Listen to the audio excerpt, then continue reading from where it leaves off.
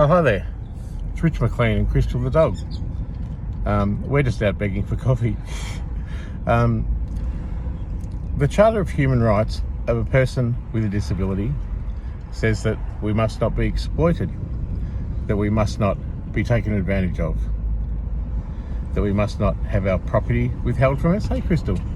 And that we must not have our life, the thirst for life removed. I can't remember the words. That's because of the brain detriment. And we must not be tortured. And they importantly says we must have access to the law and equality before the law.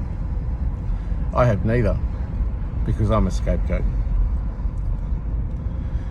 If I'm a rapist, I should be arrested, but I'm not. If I'm an extortionist, I should be arrested, but I'm not.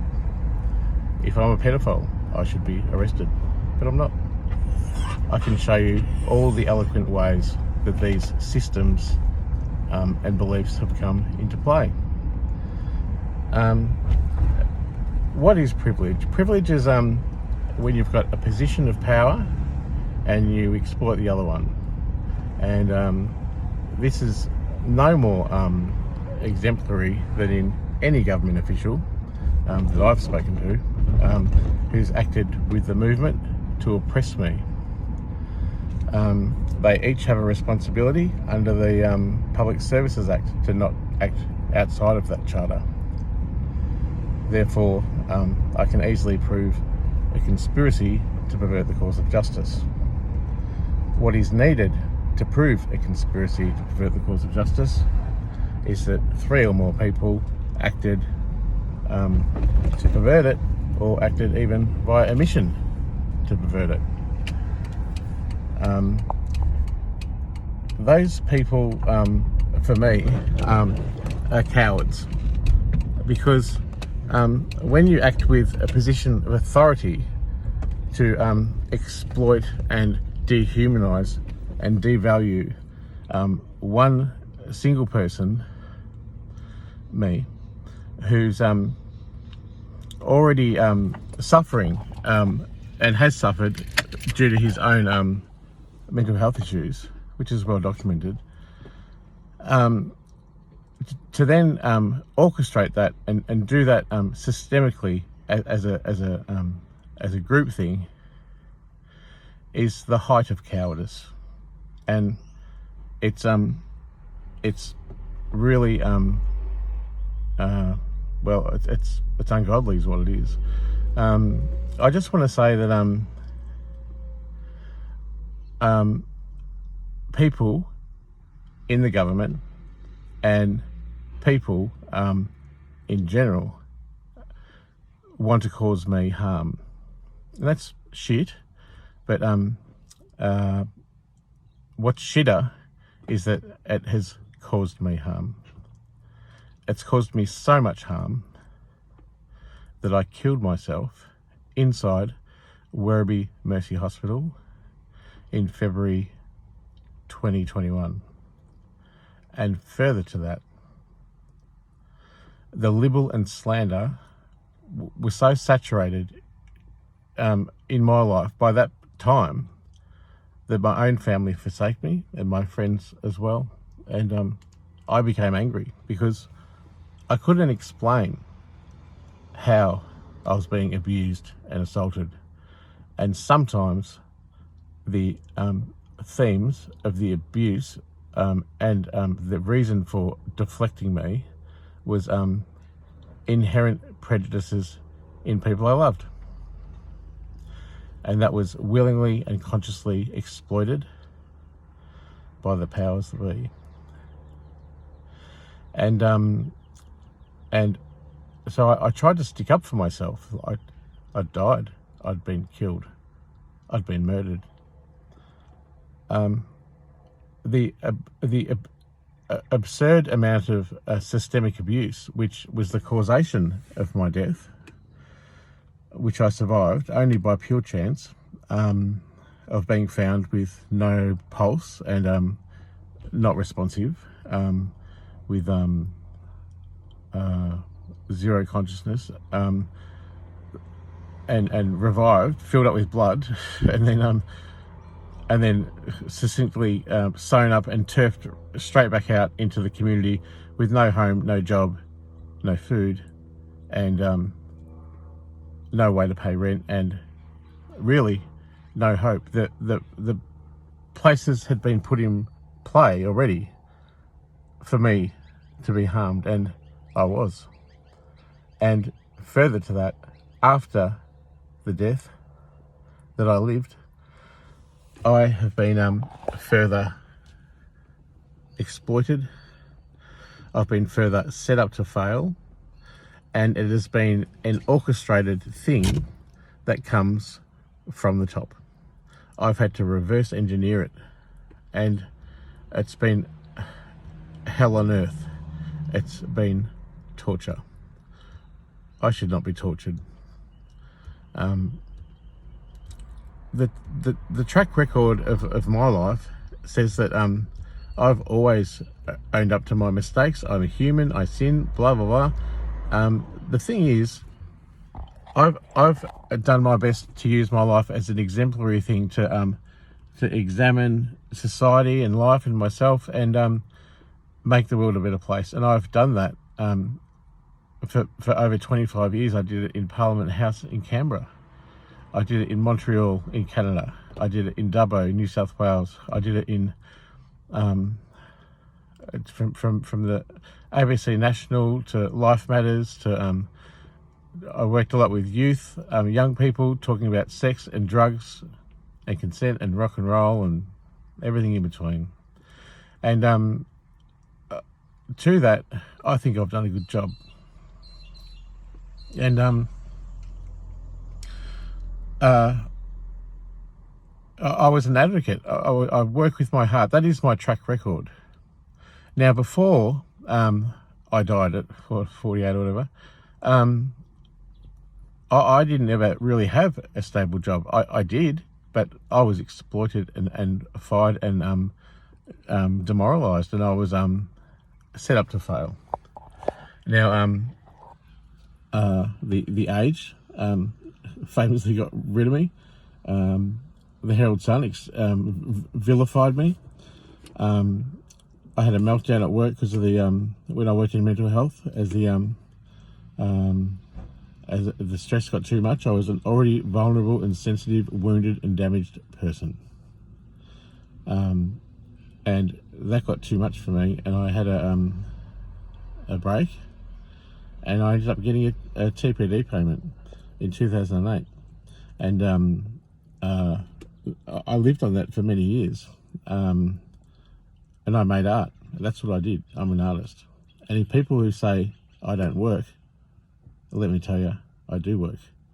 I've worked harder than a lot of people who in institutional organisations and the government and places where they get paid a wage. They haven't taken creative risks. They haven't gone out on their own.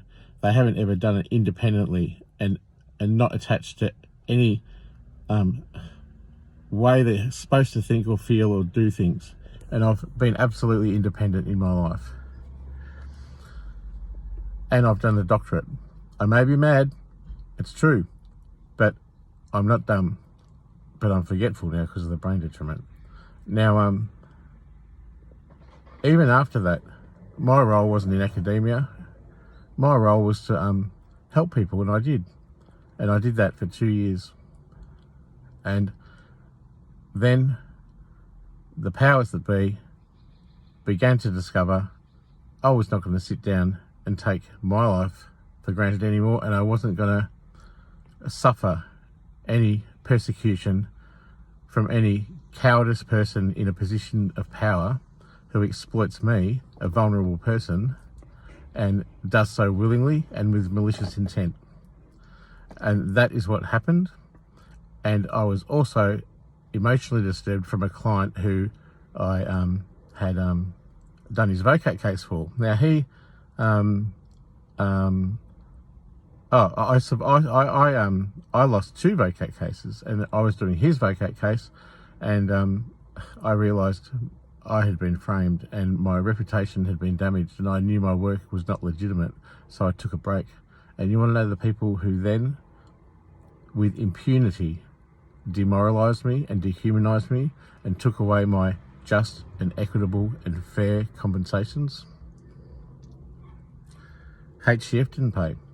Steve Icenides didn't pay his fair, equitable and legal settlement. Further to that, my health insurance didn't pay for the time I was in hospital, and I had another health insurance policy too, that didn't pay. My businesses were maliciously destroyed by Micron 21, thanks Micron 21, and I could not report crime to police, and I could not report malpractice to APRA or anyone else. APRA, NHP, ABC, Health Complaints Commissioner, Mental Health Complaints Commissioner, Victorian Inspectorate Police, IBAC, the Ombudsman. And what I didn't know was that before I had, Crystal, before I had literally died, I had no idea that I was set up to fail by a very powerful lawyer, Mr. Ball of Ball and Partners. He described me as an extortionist for having an innocuous recording that I took not of malice of a GP, and that described a malpractice case that was brutal. And I have no ill harms for the doctor. What has happened is that I've been set up to fail for a long time, and the powers that be have exploited and demonised me and aimed to cause me harm. And that has happened systemically and right from the top through the government. You couldn't make this up. Here I am, Rich McLEAN. I'm sitting here at the park. I'm begging for food. I'm homeless. I've got no rights, no voice, no doctor. My health is being harmed. My life has been harmed. I've been robbed flat out blind by this government. And in addition to that, the Office of Prime Minister and Cabinet refused my freedom of information, and Anthony Albanese himself rejects my plea for help. You know, other people have, we all live storied lives, and I'm, you know, when you got money, you got power, right? And I think that people with money and power are really conceited in the way they look at their lives. And I think that they have a feigned complicity in just their comfort and how they hang out with other rich people, you know, and people with money, privilege and power. And, you know, it's kind of nepotism like that. It's a very nepotistic society. And I think those people are real cowards because they have to toe the party line. I don't. I've never had to, and I still don't. And today I'm calling them all out. I'm saying, you know what? It's not right, because if anthropologists were studying monkeys, and one monkey held all the other bananas, so none of the other monkeys could get them, and the other monkeys started dying, and he was on a pile of monkeys, the anthropologists would say, gee, isn't that interesting? Let's study it. And in human society, and we are human earth monkeys, the people with money, we put them on the cover of Forbes magazine. We honour and revere them. And you know what? I don't really care for that. I don't really care that you've got money, privilege and power. And the fact that you're a part of a movement, a government agency or whatever it is, to actively oppress and exploit someone who is already vulnerable and has already suffered, and to actively pursue, identify, vilify, victimize, and further destroy, even kill, murder that person, and then cover it up, and then, because you go after the people with money's power, because they've actively taken it from you, then my past becomes an issue, because I've already written the blueprint of what my vulnerabilities are. I'm not a criminal, and my conscience is clear.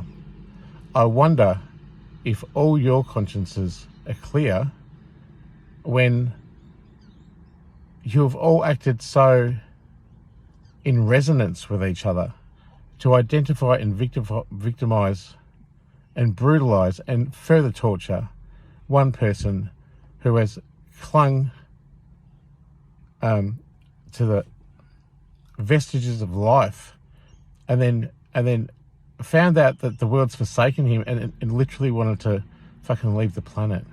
And then after that, the saturation of these powerful people that have so exploited the nature of who I am, for whatever reason, is just an atrocious and obnoxious and abhorrent and an evil way to participate in life. I'm at the dog park now, but I just want to say this. I have been in touch with the Attorney General and the Prime Minister and the lots of other ministers. They know who I am, and they're watching. And you know what? I'm watching you, and I'm keeping records as well.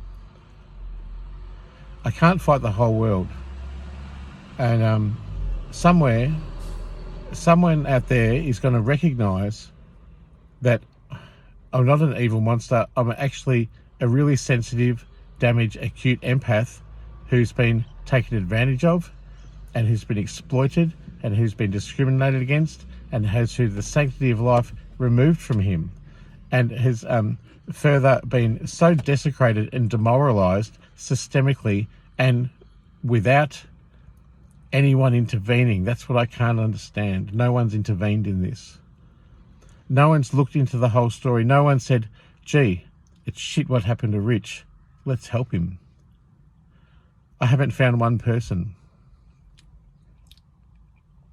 I understand that there's inherent prejudices in everybody, and I have my own, but I try best to deconstruct them. But other people act to take advantage and exploit those things. That's happening to me right now. And as a result, I've been murdered, and then it's been covered up, and now I'm being sued by the government. If anyone wants to help me, can you please share this story? Because I'm a doctor of philosophy, and philosophy, when you do it, the ethics of it means do no harm. Harm is being done to me. Harm has been wished on me. Harm has been deliberated to me. And harm happened to me. It killed me. And then further, it kept on going with a malicious intent to finish me off. I have sentience, I have worth, as every person does. And I wish to ask people, if you can stand in my corner with me, Crystal, we need a home, and we need food, and we need a lawyer, because that is the one thing standing in the way of any justice for me and Crystal. Thanks.